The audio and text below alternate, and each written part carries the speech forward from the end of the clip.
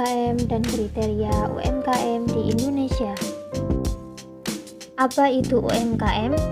UKM atau UMKM merupakan aktivitas usaha yang dilakukan oleh perorangan atau badan usaha milik perorangan.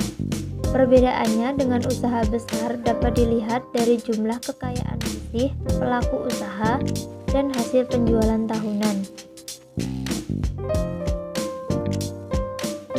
UMKM mempunyai peran penting di dalam pembangunan dan pertumbuhan ekonomi.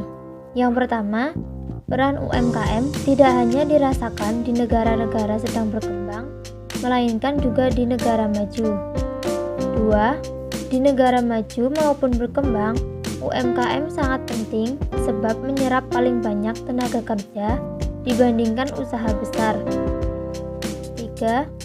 Kontribusi UMKM terhadap pembentukan atau pertumbuhan produk domestik bruto atau PDB paling besar dibandingkan kontribusi dari usaha besar. Kriteria UMKM menurut Badan Pusat Statistik atau BPS. Usaha mikro memiliki kekayaan bersih paling banyak 50 juta rupiah dan hasil penjualan tahunan maksimal 300 juta.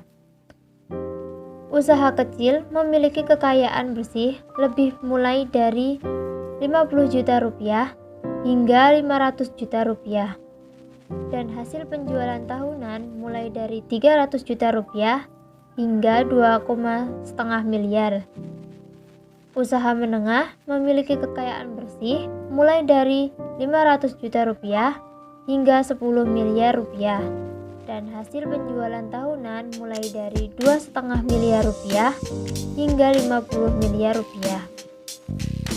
Nomor 316 KMK nomor 16.994 tanggal 27 Juni 1994 bahwa usaha kecil sebagai perorangan atau badan usaha yang telah melakukan kegiatan atau usaha yang mempunyai penjualan atau omset per tahun setinggi-tingginya 600 juta rupiah atau aset aktiva setinggi-tingginya 600 juta rupiah di luar tanah dan bangunan yang ditempati.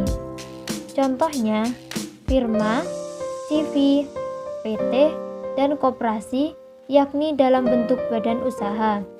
Sedangkan contoh dalam bentuk perorangan antara lain pengrajin industri rumah tangga, peternak, nelayan, pedagang barang dan jasa, dan yang lainnya.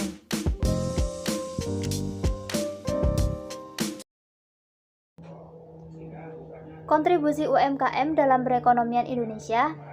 UMKM memiliki kontribusi besar terhadap PDB yaitu sebesar 61,97% dari total PDB nasional atau setara dengan 8.500 triliun rupiah pada tahun 2020.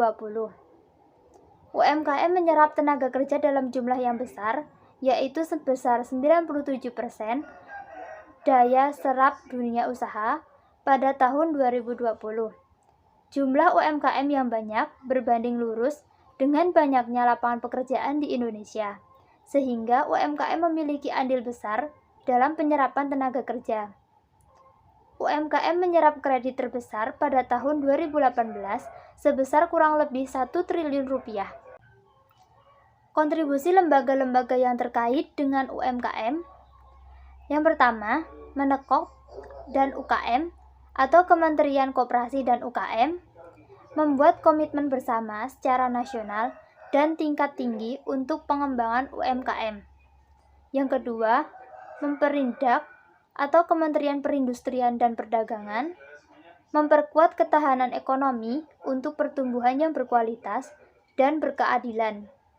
Yang ketiga, Menteri Keuangan, bantuan penyaluran kredit usaha rakyat atau KUR dan kredit usaha mikro juga dilakukan dan melaksanakan kegiatan lelang UMKM, bahkan ada juga keringanan utang bagi UMKM agar usaha yang dijalani bisa meningkat serta naik kelas. Yang keempat, Kementerian Sosial, bentuk pelatihan dan sosialisasi untuk pelaku usaha. Dari kriteria dan lembaga-lembaga tersebut memiliki kontribusi yang baik dalam memajukan dan mengembangkan UMKM.